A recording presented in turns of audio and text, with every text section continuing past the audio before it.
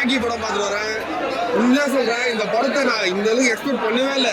சரி ஏதோ புது மூஞ்சி நடிக்குதுங்க, சரி ஃப்ரெஷ்ஷாக போய் பார்க்கலாம், ஏதோ ஓரளவுக்கு கதையை தெரிஞ்சுக்கலாம்னு தான் வந்தேன். பட் வந்து இந்த அளவுக்கு வந்து வைபா நம்மளுக்கு அவங்க ஓரளவுக்கு கிளைமாக்ஸ்லாம் கண்ணில் தண்ணி வந்துச்சு. அந்த அளவுக்கு ஒரு கூஸ் படம் கொடுத்துருக்காங்க, வந்து நல்லா இருக்கு. அந்த ஆடு வரும் சொன்னீங்களா, அந்த தமிழ் சேவத்தில் எப்படி இருந்தோ அதே மாதிரி இந்த கலாச்சாரம் இருக்கு. அந்த எமோஷன் எவ்வளோ டச் ஆச்சோ அதே ஒரு இதுவும் இருக்கு. ஃபைனலாக உண்மையாக கண்டு ஆயிடுச்சுங்க, கூஸ் ஆயிடுச்சு.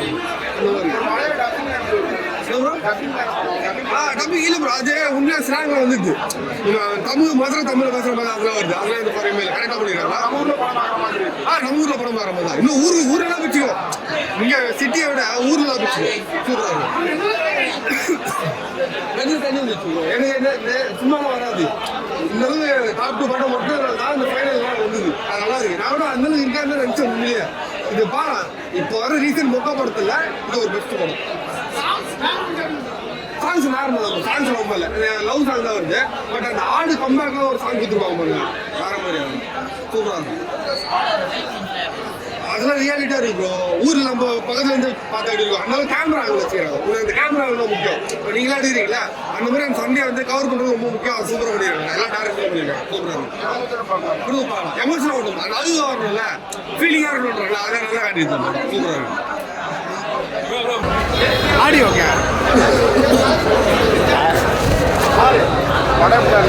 ஃபாரினில் பிளைன் விட்றான், அமெரிக்காவில் கப்பல் விட்றான், அங்கே பனிக்கரடியை பறக்க விட்றான், டிராகனை பறக்க விட்றான்.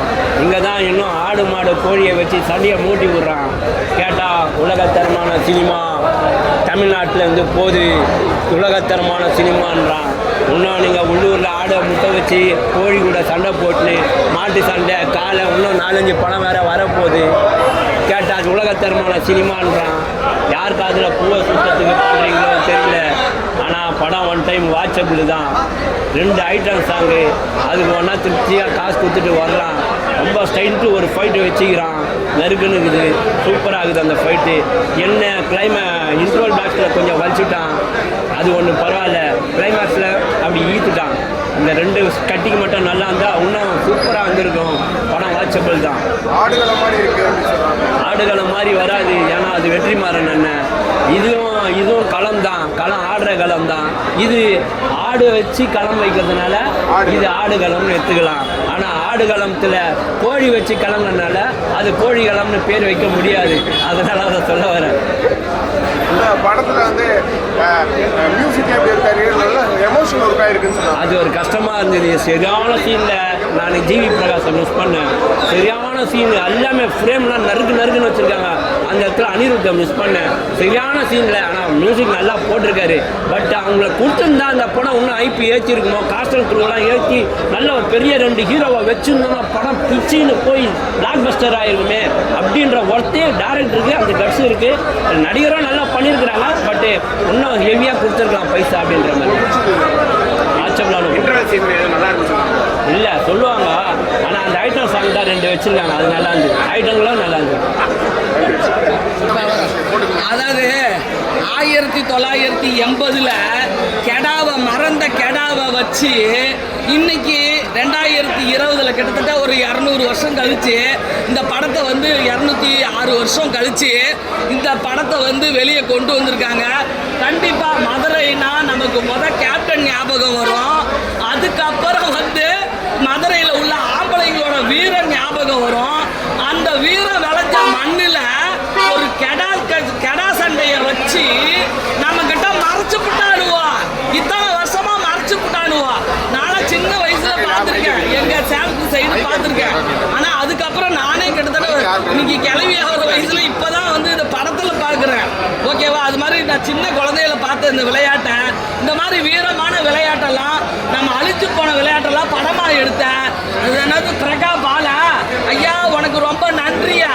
எங்கள் தமிழையும் எங்கள் தமிழ் மண்ணையும் எங்கள் தமிழ் விளையாட்டையும் எங்கள் தமிழனின் வீரத்தையும் பறைசாற்றிய உனக்கு, எங்கள் கெடாவுக்கும் கெடா வாங்கி நடித்த அந்த காளி கெடாவுக்கும் ரொம்ப நன்றி. ராமா சூப்பராக நடிச்சிருக்க. ராமா ஹீரோவாக இருந்தாலும் சூப்பராக நடிச்சிருக்க. அந்த கெடா மேலே காட்டுன பாசம் சூப்பர் சூப்பர் சூப்பர். நீ பெரிய நடிகனா ரகுவரன் சார் மாதிரி நீ வரணும், அப்படி நடிச்சிருக்கிற. ஓகேவா? எனக்கு உன்னை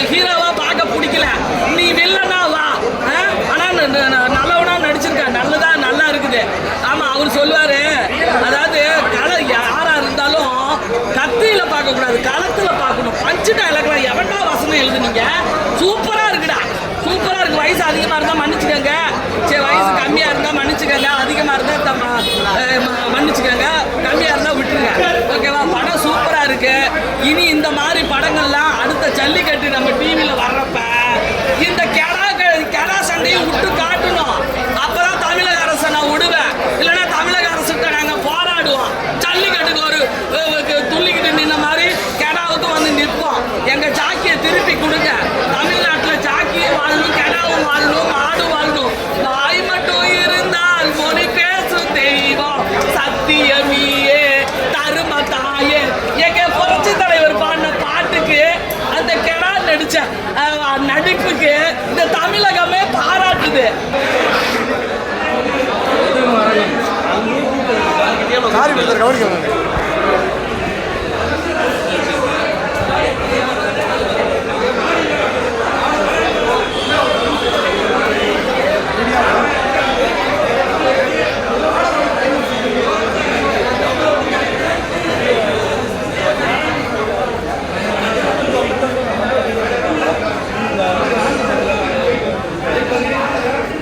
ஸ்லாங் மதுரை ஸ்லாங் ஹீரோ வந்து மதுரை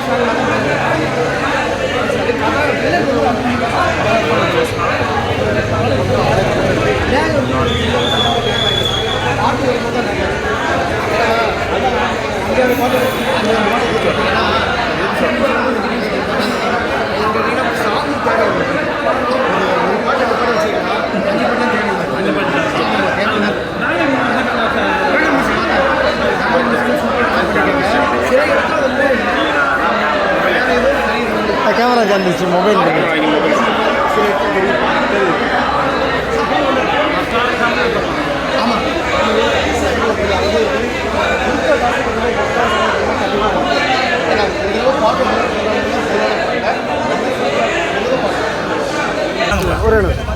இதில் சொருகு அதில் சொல்லி விட்றேன், இதில் சொல்லி விட்றேன்.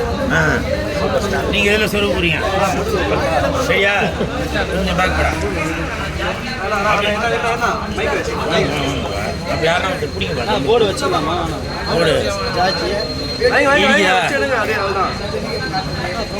இல்லை இல்லை நான் சின்ன வாக்கு வரேன். ஓகே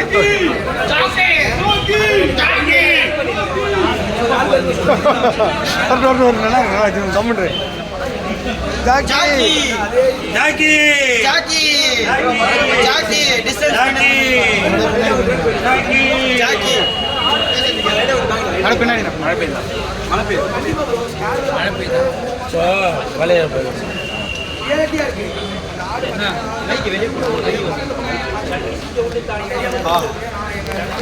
இப்போ நான் இந்த வலையோட வந்திருக்கிறதுக்கு காரணம் உங்களுக்கு என்னன்றது தெரியும். இப்போ நான் ஜாக்கி படம் பார்க்கறதுக்காக ஒரு சேஃப்டிக்காக என்னை சுற்றி ஒரு வலையோடு வந்திருக்கேன். அதுக்கு காரணம் என்னென்னா, இப்போ நான் ஜாக்கி படம் பார்க்க வந்திருக்கேன். அந்த ஜாக்கி படத்தோட கதாநாயகன், டைரக்டரு எல்லாருமே கேரளாவை சேர்ந்தவங்க.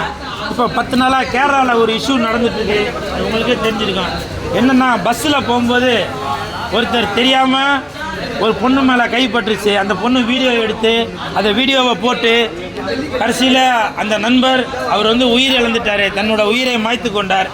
அப்படி இருக்கும்போது அதே மாதிரி சம்பவம் இங்கே தமிழ்நாட்டிலே நடக்கக்கூடாது என்பது ஒரு விழிப்புணர்வுக்காக இன்றைக்கி நாங்கள் ஜாக்கி படம் பார்க்க வந்தோம். ஜாக்கி படம் பார்க்க வந்தாக்க அங்கேயும் ஒரே கூட்டம், நிறையா பெண்கள் கூட்டமும் இருந்தாங்க, ரசிகர்களும் இருந்தாங்க. அப்போது பெண்கள் இருக்கும்போது தெரியாமல் என் கைப்பற்றுச்சுன்னா கூட உடனே கூல் சுரேஷ் ஜாக்கி படம் பார்க்க வந்துட்டு அப்படி பண்ணிட்டாரு இப்படி பண்ணிட்டாருன்னு சொல்லி எதனா ஒன்று சொல்லுவீங்க. அந்த மாதிரி சம்பவங்கள் எதுவும் நடக்கக்கூடாது என்பதற்காக ஜாக்கி படம் பார்க்கும்போது நான் என்னைய சேஃப்டி பண்ணிக்கிறதுக்காக வலையோடு வந்திருக்கேன். ஏன்னா கேரளாவிலேருந்து இந்த பறவை காய்ச்சல் அதெல்லாம் வந்தது உங்களுக்கு எல்லாம் தெரியும். அதே மாதிரி அந்த கேரளா டீம் தான் இன்றைக்கி ஜாக்கி படம் பண்ணுறதுக்காக தமிழ்நாட்டுக்கு வந்திருக்காங்க.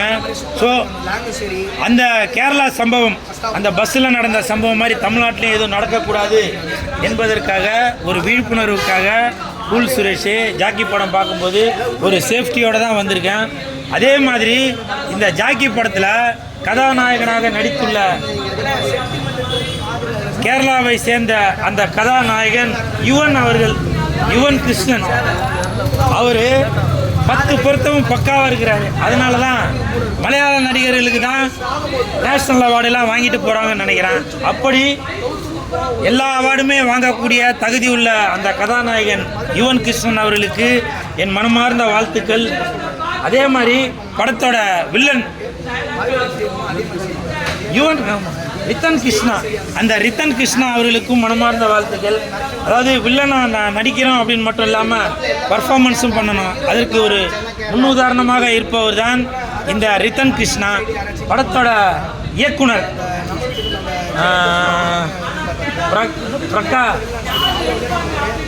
அந்த இயக்குனர் அவர்களுக்கு மனமார்ந்த வாழ்த்துக்கள். ஏன்னா மதுரையோட மண்மனத்தை அப்படியே காட்டியிருக்கீங்க.